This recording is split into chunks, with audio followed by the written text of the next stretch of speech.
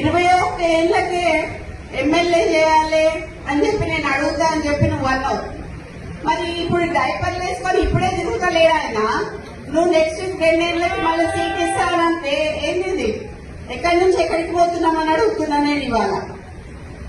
నువ్వు ఒకసారి ఒక మాట మాట్లాడుతావు, ఒకసారి ఒక మాట మాట్లాడుతావు. నువ్వు కొన్న ముళ్ళకి ఎందుకు రాజకీయంగా ఆయన తోకదలుచుకున్నావు? బీసీలను తోకదలుచుకున్నావా? సరే, నేను అనుకున్నా లాస్ట్ టైం మాట్లాడినట్టు రెడ్ల కాంగ్రెస్ అనుకున్నా.